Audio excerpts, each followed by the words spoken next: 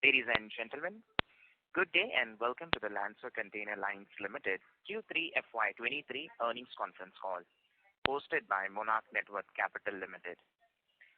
This conference call may contain forward-looking statements about the company, which are based on the beliefs, opinion, and expectations of the company as on date of this call.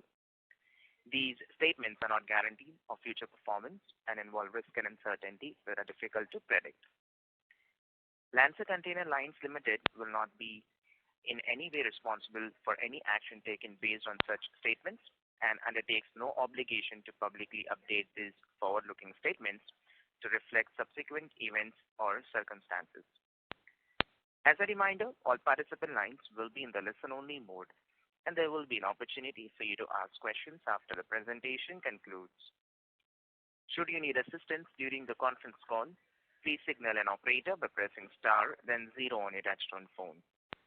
Please note that this conference is being recorded. I now hand the conference over to Mr. Priyadarshi Srivastava from Monarch Networth Capital Limited. Thank you, and over to you, sir. Thank you. Good evening, everyone. I welcome you all on Q3 FY20 earnings call of Lancer Container Lines.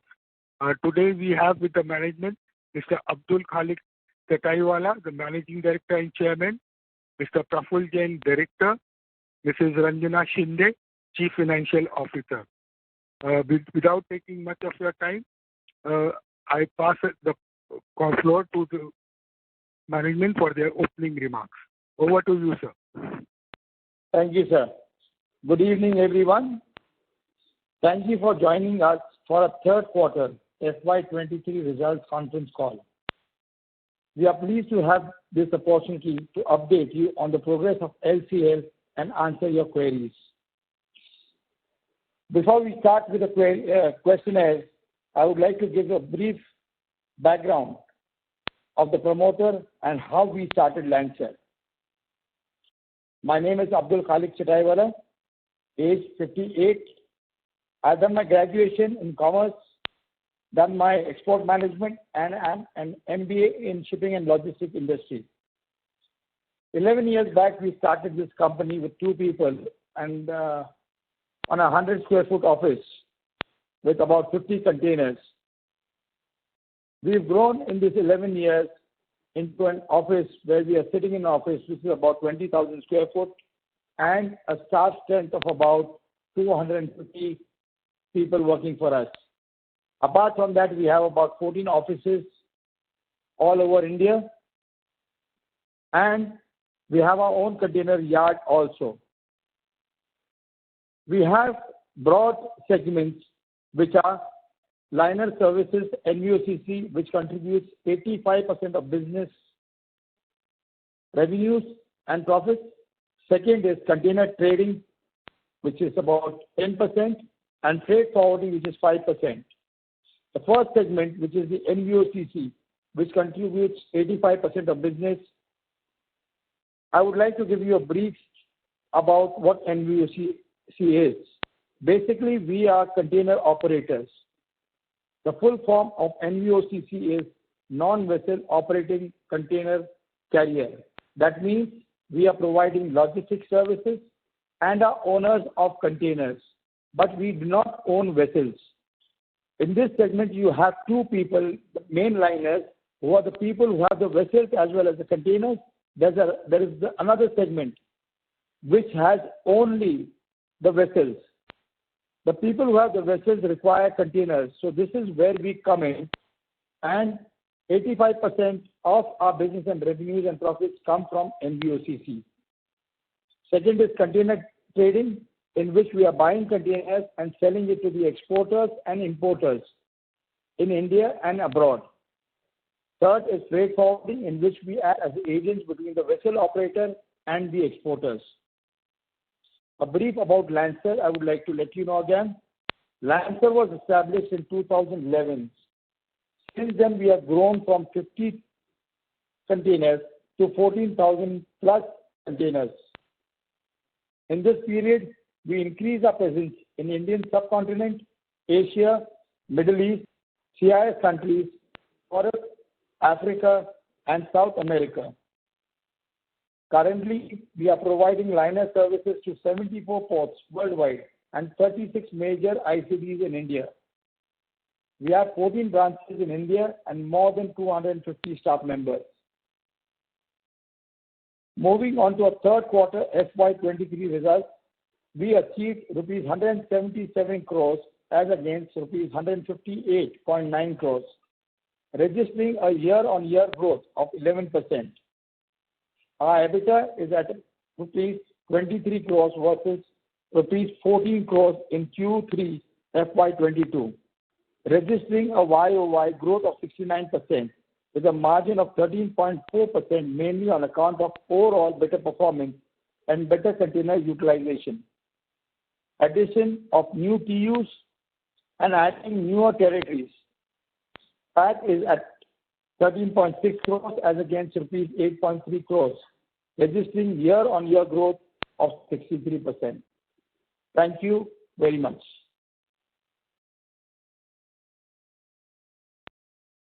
We can open up with a question and answer session. This is just a brief intro about the company. We like to handle the questions because that is much more important to address for the investor community. Thank you very much. Yes. We will now begin the question and answer session. Anyone who wishes to ask a question may press star and 1 on the touchtone telephone. If you wish to remove yourself from the question queue, you may press star and 2. Participants are requested to use handsets while asking a question. Ladies and gentlemen, we will wait for a moment while the question queue assembles. Reminder to the participants, anyone who wishes to ask a question may press star and 1.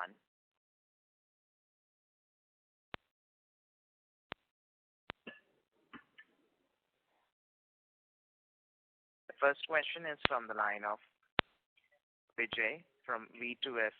Please go ahead. Yeah, hi. Good afternoon. I hope you are able to hear me. Yeah, you are audible. Thank you. Thanks a lot. Congratulations, for the good results. Essentially, the last quarter we seen the EBITDA margin improving over all previous quarters.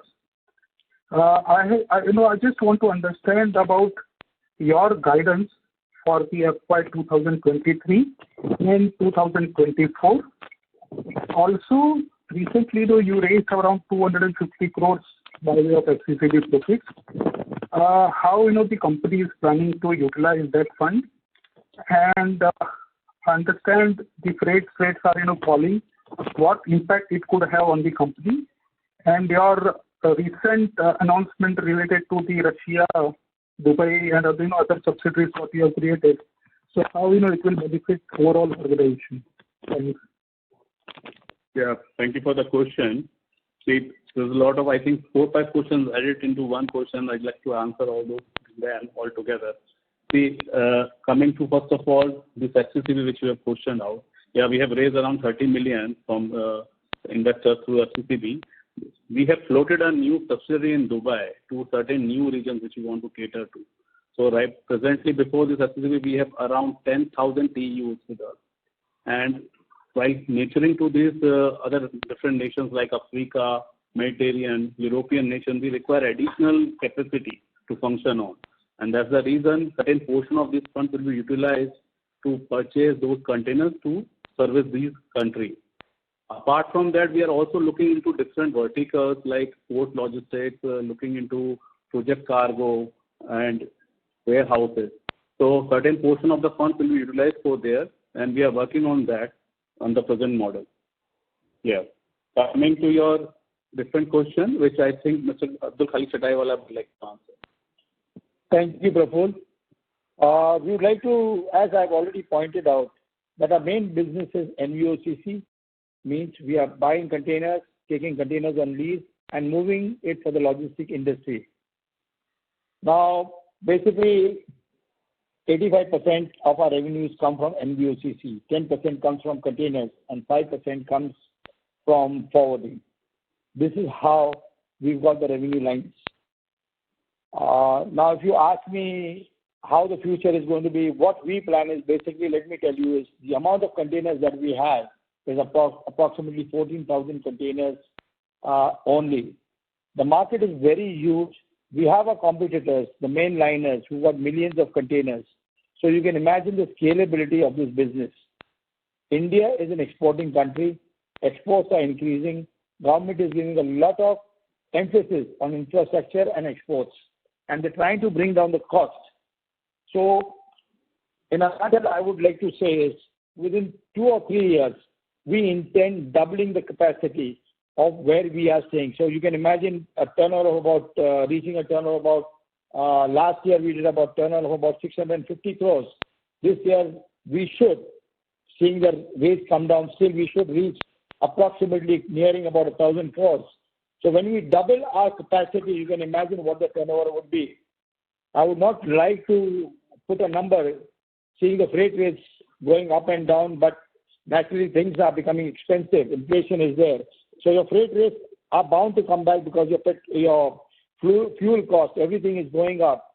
So we see in 2-3 years' time, we will be doubling our inventory, and you will be finding that I don't think there should be any problem in doubling our revenues and consequently our profits.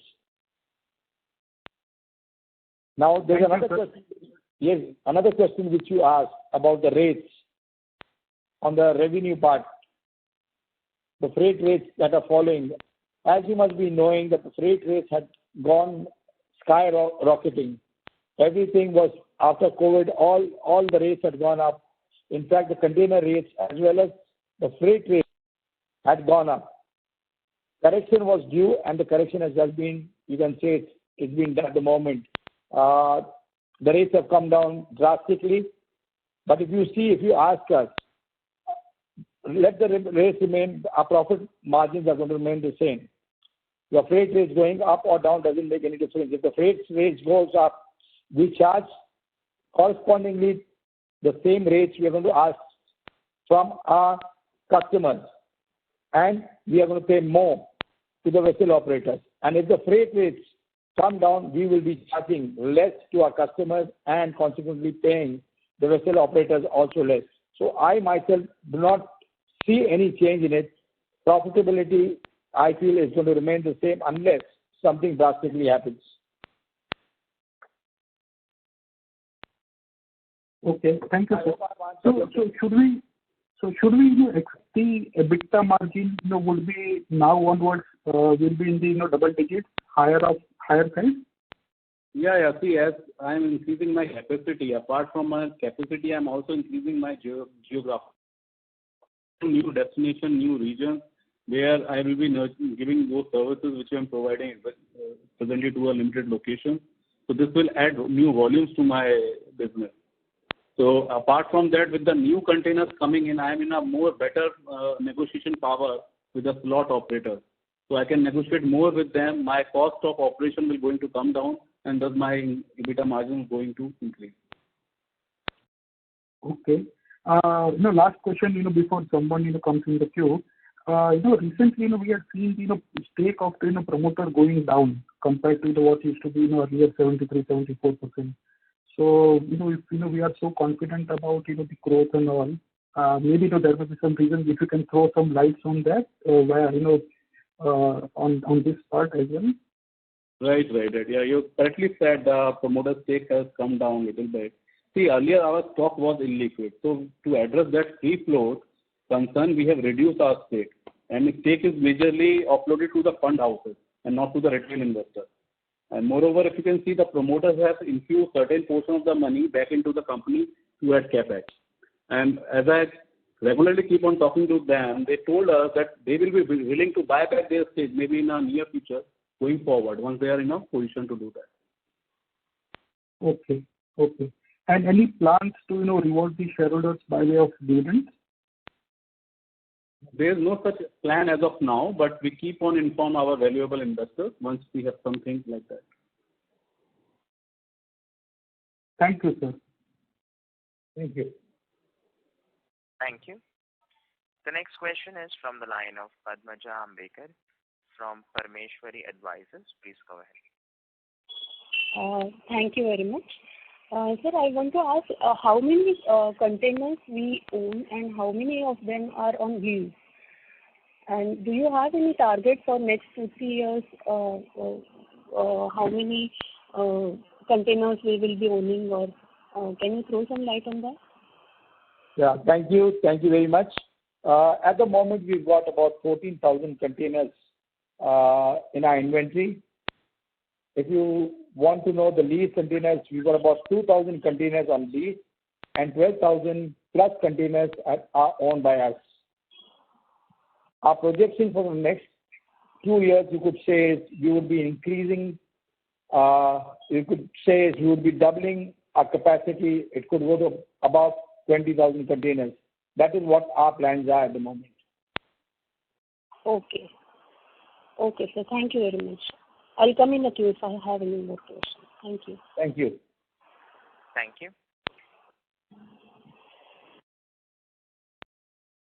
The next question is from the line of Vaishali Parkar from Vihan Investments. Please go ahead. Good evening, sir. Thanks for the opportunity and very congratulations for a good set of numbers. So I wanted to understand that in this quarter, especially our other expenses has seen a sharp decline of 43% on year. So was there any one-off or what was the reason for that? And is it sustainable in going forward? Expenses have been declined for this third quarter because second quarter we already done that FCCB, then more share split division and all this. For professional fees we paid extra amount, and CSR also we paid 8 lakhs. Before that in second quarter we paid 23 lakhs. That's why that short some decline in quarter 3 and quarter 2 it shows a high amount. Okay, so going forward, how do you see this? This always the trend of that, third quarter is better than the second? It will be average, not more like a second quarter. Okay. Okay, and can you give us the geography-wise revenue bifurcation for this quarter and how many geographies we are planning to, add in next few quarters? See, we are functioning in Indian subcontinent, Southeast Asian, Middle East. These are major our geographies we are functioning on. We have recently added Mediterranean and African region. It will be difficult for us to evaluate region-wise because see these containers are keep on moving. There's a lot of transshipment which happens. So one shipment goes from here to different region and there's a transshipment in between. But we try to give you a geography-wise revenue bifurcation and maybe we try to put it in our quarterly release next time, which we include in that. Yeah. Okay. Thank you, sir. I'll come in the queue. Thank you. Thank you. The next question is from the line of Piyush Parakh from Nuvama Wealth and Investment. Please go ahead. Yeah. Are you able to hear me properly, sir? Yes, you are audible. Yes. Yeah. Continue. Yeah. Congratulations, sir. Very wonderful results. My questions would be more again. I was just before me ask about the geography, dispersion, how is the revenue distributed. But if you could throw some light on it, how is it going to impact? And the idea is to understand which geographies, if there is some issues, and that's going to impact either in either side, like either positive and negative. So that was the idea to get sense on that. And how is your customer or end user industry distribution as well? Right? So if you can just throw some light on the customer pattern or geography, and which are the sectors where do you think would be really good for your growth, and even the idea also to understand the concentration between one geography, one customer, or maybe one product line. So can you throw some light on this? That would be really great. Thank you, sir. Right. See, we have seen in our historical performances that most of my revenues come from the Middle East nations, right? Because the duration of the shipment is little lesser, and we got detentions also from these regions. So that will add more revenues to my kitty. We have seen similar type of pattern in the African regions as well, because we have certain customers who are exporting a lot of minerals, metals from Africa. So that destination we have recently entered into, and East Africa we have penetrated, and we are looking into more aggressively into those regions. We do less of American as well as European region because certain time we have seen containers stick and for a long duration over there, and that will impact my duration, my time saving cost in terms of getting back the container. So that's the reason we cater to majorly nearby regions to the Indian destination or the nearby ports. If you can see Indian subcontinent, Southeast Asia, Malaysia, Indonesia, Middle East, Dubai, all these regions we are very aggressive, and we have catch code with all the agents over there who are providing us good numbers in terms of shipment, in terms of booking. So we focus more aggressively to these regions, but yeah, entering into new region like Africa, we will go a bit slow, not very aggressively. Okay. So this minerals and metals, but automobile or other is also there in. Parag, the audio is breaking from your line. Please repeat your question. Okay. Is it audible now? Yeah, please. Yeah, sure. So I just wanted to understand, have you indicated this to industries, mineral and metals? So apart from that, is something like automobile or others where you are like? We are doing from textiles, tires, automobile, scrap, agriculture, a lot of things. We are into everything, but my trade team will look into the margins where we are getting. So it depends on the customer, destination, and the margins we are getting from a particular shipment. But we are open to the idea to all commodities. We are not commodity agnostic in terms of that. Okay. So also, if can you I mean, how is your customer concentration as well? If you can get like maybe top 10 customers would be amounting how much of your total revenue? See, majorly our customers are freight forwarders. We have limited direct customer. Reason being, a big customer always asks for a credit, which we are not willing to provide at the moment. We are doing good business in terms of the freight forwarders, because they are giving us a business, and there are a lot of business coming to the freight forwarders also. So we have a good rapport, we have a trust factor, we have an integrity to work with them, and that's the reason. And of course, there is no credit. So if you can see our balance sheet, if you're reading that, that's the reason. This is one of the reasons we have a negative working capital in place. We don't require working capital, that we have a cash flows never impacted. So we try to work with the freight forwarders. We have customers also, direct customers, but with no credit. These are customers which provide us certain portion of the volume. But if you ask me the mix of that, around 80% of my business is through the forwarders and agents, and 20% through the direct customers. Okay. No, this is good.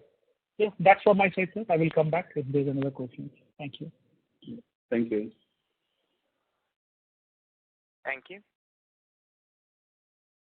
The next question is from the line of Varshit Shah from Veto Capital. Please go ahead. Hi, sir. Thanks for the opportunity, and appreciate the company's initiative of coming out in public and talking to investors.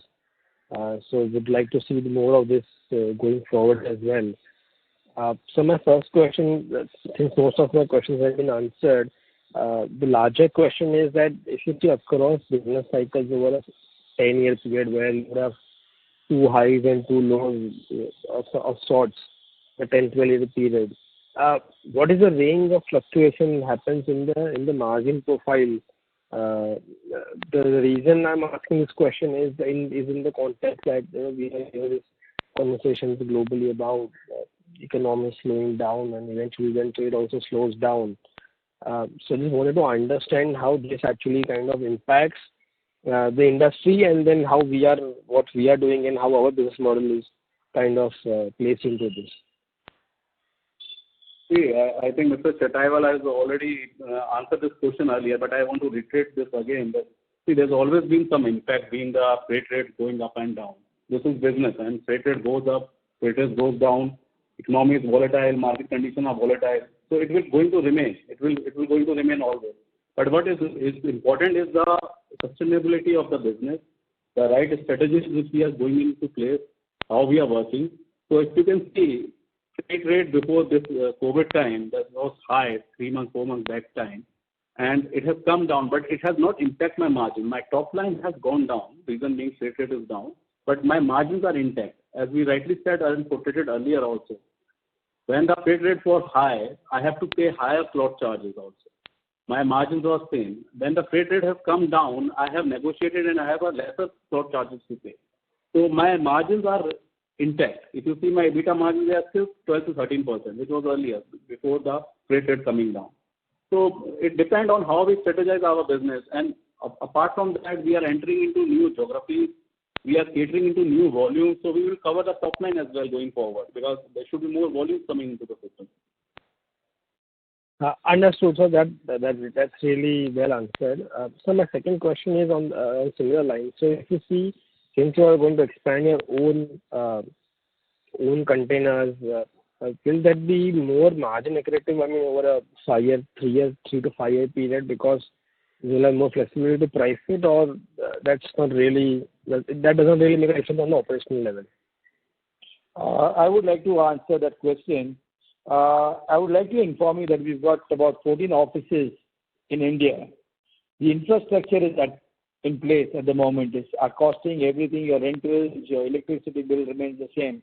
Once we double our capacity, what happens is our cost remains the same, or it increases by about 2% or 5% of the revenues, whereas the revenues will double. So you can imagine the impact that it will have when we increase our inventory to about 20,000 or 25,000. Our infrastructure, the expenses on the infrastructure remains somewhat the same, or maybe about by 5%. That will increase. The balance would be the profit. So you will be seeing the profits increasing consequently.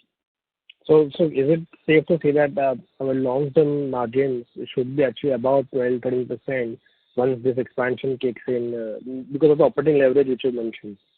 Yes, absolutely. That is what we feel it should. And if you do the calculations of basic, if you see, basically also if you put 1 plus 1, it becomes 2.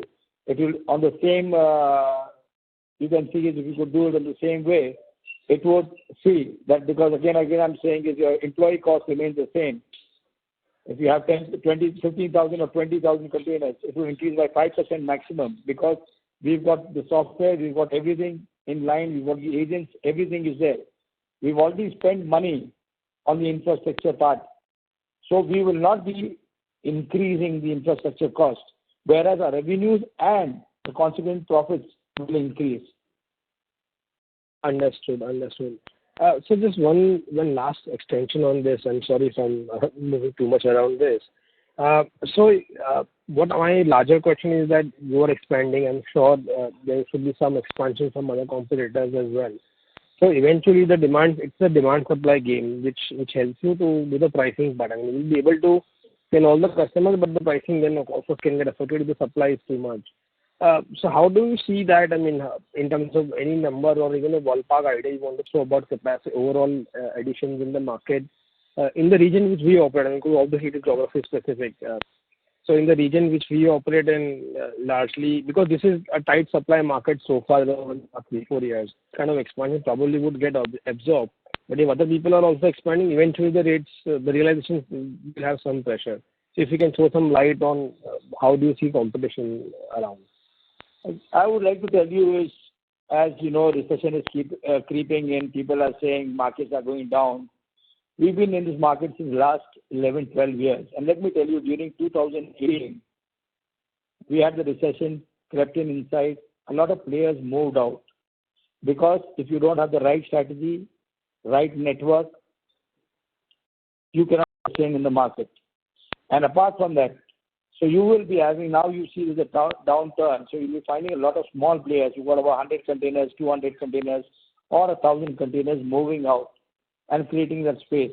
Secondly, again, now we've only, let me tell you, again, as I said, we've got only 14,000 containers at the moment. Our competitors have millions of containers. So if you compare us with them, we are nowhere close to us.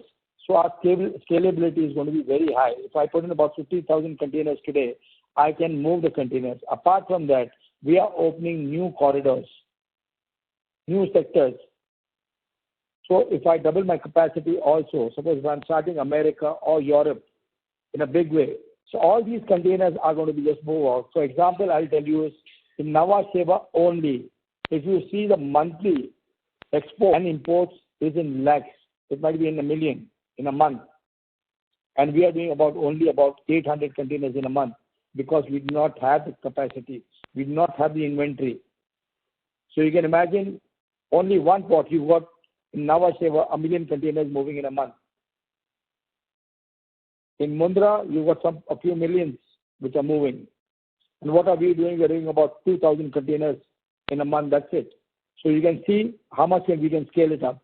And once we increase our inventory, we can negotiate with ports for the charges. We can negotiate with the vessel operators. We can negotiate with the agents also for giving us better rates. So overall, if you seeing the scenario, everything, I think there should not be any problem for us increasing it. In fact, I would say if we increase it by 3-fold also, no problem at all for us.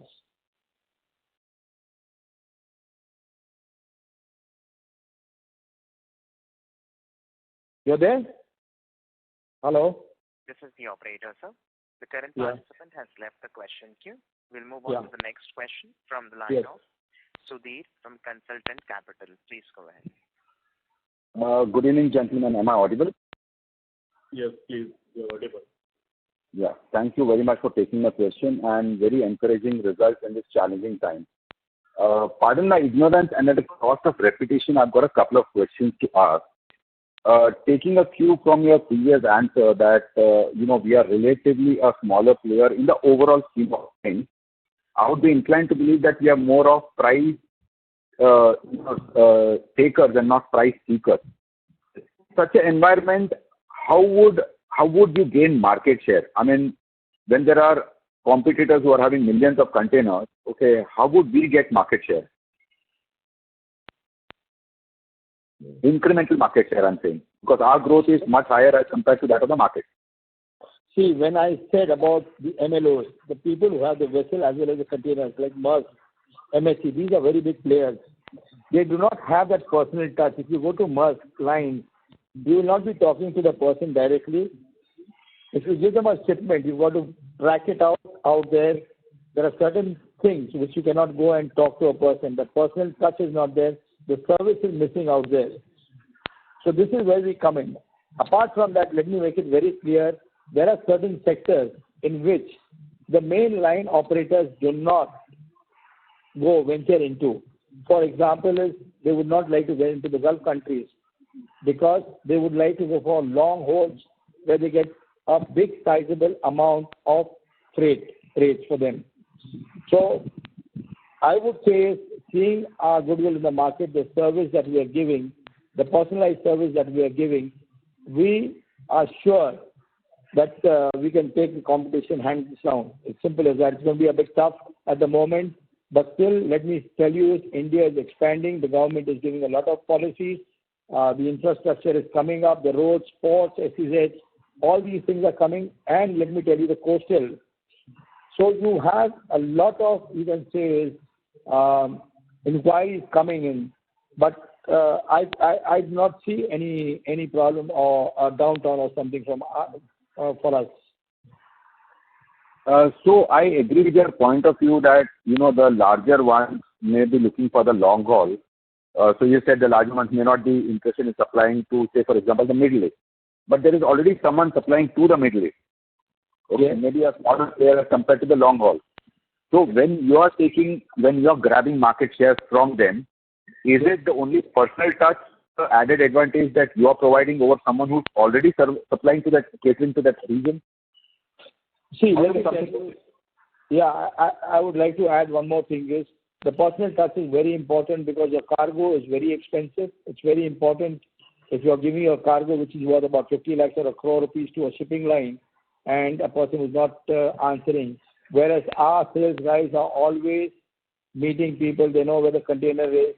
That is number one. Second is, your costing part is also very important. The MLOs, the mainliners, their costing is something very different. It's very high. Since we already have a good rapport with the vessel operators, we get one of the best rates from the vessel operators, and we can offer this to our customers. And seeing our trade levels we find a lot of people coming to us. Okay. So our ability to offer better rates backed by a personal servicing that we are giving to clients, we are saying we can getting incremental market share. Yes, absolutely. Great. So my second question is that when you decide to go in for capex, okay, how do you decide on capex? Is it that the freight forwarders give you a captive order saying that, okay, this is the amount that I'm going to move, so I'll need this many containers, or you first place your order for containers and then you start scouting around for your volume of business? See, let me tell you is, what we do is we usually increase the containers in small numbers. We do not take 10,000 containers at a stretch. We can say at a time, we do not take 10,000 containers or 15,000 containers. We take containers gradually, 200 containers, 300 containers, and we add up to our inventory. So if I'm adding, if I've got about 14,000 containers, if I'm adding about 200 containers in a month, that is hardly, if you say, is about 2% or 3% of my inventory in a month. And deploying these 200 containers, 300 containers is not much for us. Okay. So you would already have the feelers from your freight forwarders that itna or incremental demand aa sakta hai. So that's how you keep slowly adding up to your capacity. Yes, absolutely. And as I told you, we are opening new corridors also. So if I send one container, it takes me approximately depending upon the destination, it takes me about a month for the containers to reach and then come back.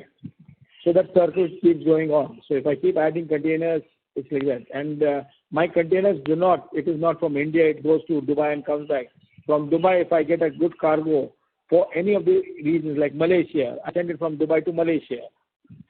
So it's not from India to Dubai or it comes back. It can go anywhere, wherever I get cargo, my agent gets cargo, and where I have my network, we send the containers out there. Okay. And so my last question, now that we are venturing into newer geographies, okay, existing geographies, we are well aware of the risks and the margin fluctuation and the volatility that comes in your business. Are there any incremental risks that you are foreseeing or challenges that you're foreseeing in the new regions that you are venturing into? See, we will be starting in the new regions in a small way. We would not be pumping in about thousands of containers out there. We would like to test the market and then go forward. We start initially with 2 containers, 5 containers, 10 containers, and then building the confidence, seeing the revenues, seeing the profits, we would be increasing. And this is how we've been doing it since last 11 years. We've been having this policy.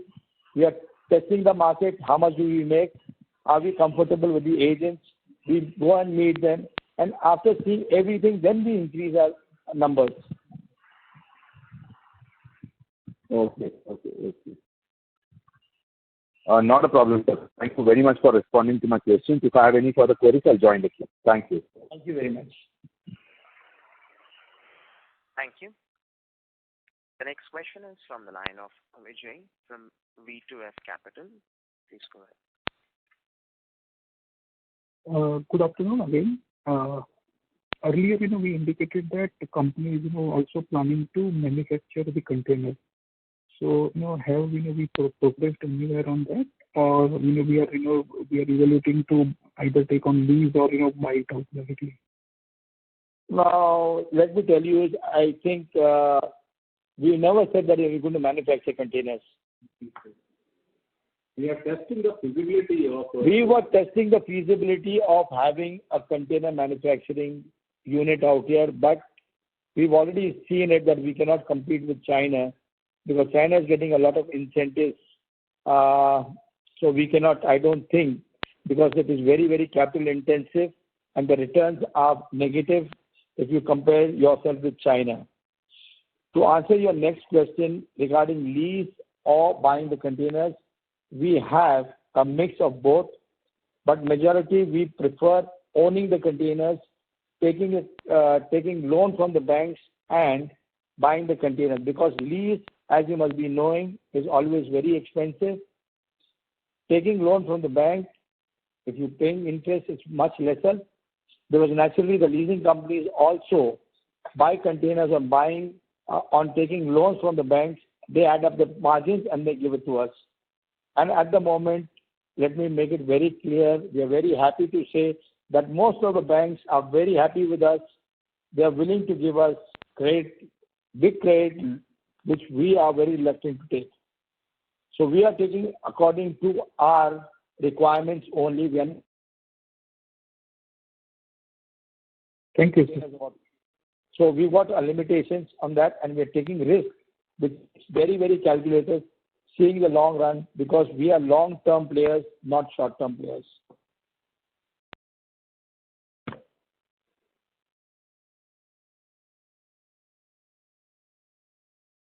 Thank you. Mr. Vijay, does that answer your question? Yeah, many thanks, and good luck to the company. Thanks. Thank you very much, sir. Thank you. The next question is from the line of Neepa Haria from Nipnil Investment. Please go ahead. Yeah. Thank you, sir. Am I audible? Yes. Yeah. I would like to know what is the current capacity utilization, and then this new containers, whatever you are planning, how much time it will take to reach full capacity utilization? See, for our industry, which we have seen, generally 60% of the capacity utilized is very good in the market standard, right? And most of the companies, they do not cross like 65-70% because there's always a timeline where the container is moving or container is stranded somewhere in the port. So, of course, and I think we are beating this. We are more than 60%. We have utilized our capacity. For any new capacity which we add, I think it's around. Generally, which we have seen, what our strategy is that if I'm buying a container from some destination, I first find out where there's an export from that destination or not. If there's an export from that destination, it starts from the very first day itself. My revenue starts from the very first day itself.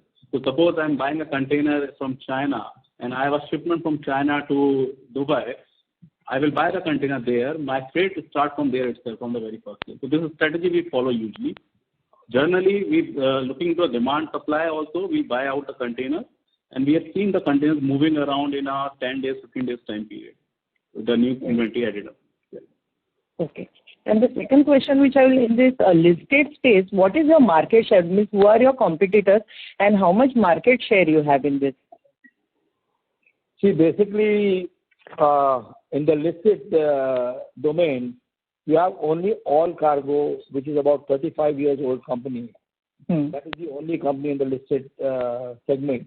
Unlisted segment, you've got players like Goodrich, you've got Mexicon, Vision. These are the companies which are there in the market since I think more than 20 years now, 20, 25 years. So if you see relatively, we are, you can say, it's about 11-year-old company. Okay. And we've got a team which is very young. The age, if you don't consider my age, if you see, I think 35 should be the average age of the people. And if you ask me also, people also tell me I'm too aggressive. Maybe I can compete with the youngsters also now at the moment. So I do not see anything, but these are the people who are competing with us in the market. But the plus point is that we are a younger team. Those people are in the, you can say, approaching the 70s. Okay. The owners are approaching the 70s, and as I told you, we are a younger lot. Okay. Okay. Thank you, sir. Thank you. The next question is from the line of Tony Navani, an individual investor. Please go ahead. I just wanted to know why the tax was low this quarter for 15%. You're not audible. Can you please? Mr. Navani, please use the handset mode. The audio is not clear. So is it okay now? Yeah, better. Yeah, I just wanted to know why the tax was low this quarter compared to last quarter with 38%. Mr. Navani, you're getting some disturbance, sir. The audio is not clear from your line. Okay. Yeah. I request you to rejoin the question queue. Okay. Why the tax was low this quarter compared to the last quarter to 28%. Sorry, Mr. Navani, the audio is not clear from your line. We request you to rejoin the question queue. We'll take the next question from the line of Varshit Shah from Veto Capital. Please go ahead. Thanks for the follow-up. Sorry, my line was earlier dropped. Sir, just one last question which I missed last time was that since you have recently taken debt through FCCBs for the expansion, so how should we look at in terms of our future once this revenue starts coming in from the expansion of new containers? So will the absolute debt go down, or the absolute debt will remain kind of in this range? Since the balance sheet itself and the P&L will expand in size, the ratio will automatically get moderated with time, or you also intend to pay down the debt in absolute terms over a 2-3 year period? Yeah, see, our debt has been increased certainly because we are on the expansion mode as of present time, looking into the market. And we can see there should be a heavy investment cycle going forward. But of course, we try to bring down this ratio to less than 1, which we are confident to maintain in the long term. So at the present moment, yeah, of course, the debt ratio will be higher. The debt portion will be higher. Reason we have a high investment cycle going forward. But we try to bring down the debt going forward. So is it safe to assume that till the time you come down to 1:1 ratio, probably there will be no major expansion, unless a small expansion here and there, but the big bang expansion like we are doing probably will be post that when the ratio normalizes? Sorry, come again. You were not audible clearly.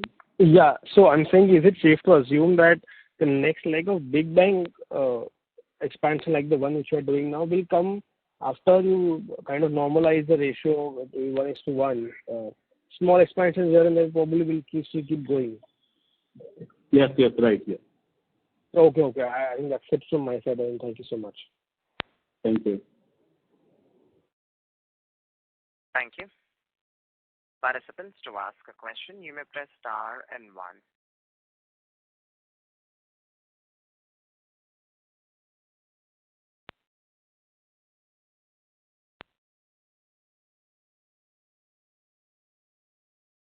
Reminder to the participants, anyone who wishes to ask a question may press star and 1.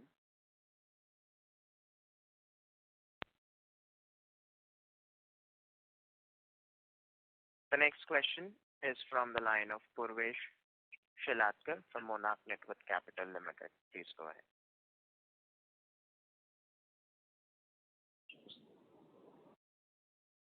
Purvesh Shilatkar, your line is in talk mode. Please go ahead with your question.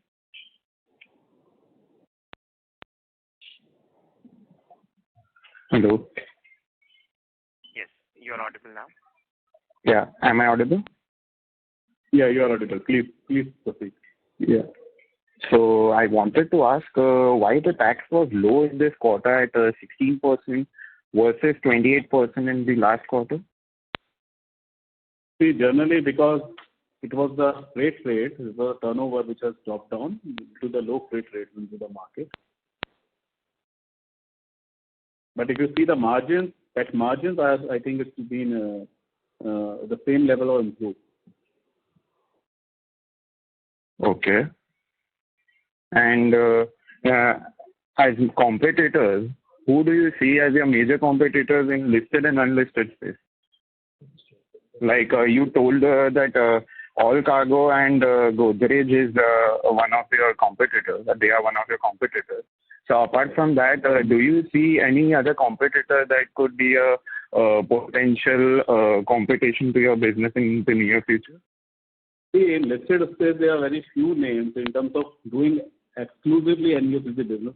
Either they are very big players who are on various sectors, not only logistics, multiple sectors. There's a group company, or either there's nobody like that. Right? So I can say in listed space, there are few names.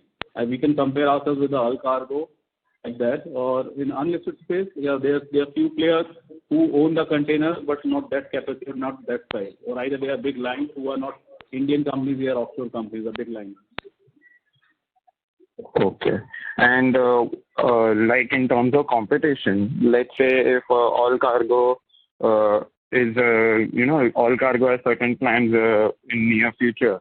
So how is your company going to counter those plans in long term and short term? Right. The market is too big to nurture. As we have already discussed, more than 5 lakh TUs is done from JNPT port. We are just doing 200, 300 TUs on one port, one terminal. So market is huge enough, and I cannot comment on somebody else's strategies. Yeah, but we have our strategies in place where we can calculate what type of volumes which are coming from which destination. Our pricing team works on that. Our trade team work on that, and we calculate that. So I assume that even there's a lot of competition into the market. This market will grow, economy will grow, the export-import business will grow, and there are a lot of business will be coming in the near future. Okay. Thank you. That's it. Thank you. As there are no further questions from the participants, I would now like to hand the conference over to the management for closing comments. Thank you all, and thank you for arranging this call to Monarch.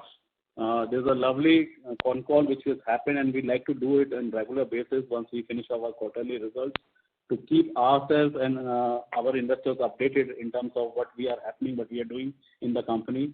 And we are here for a very long run to keep the trust going forward, and we work together and make it a success. Thank you all of you. Thank you so much. Thank you.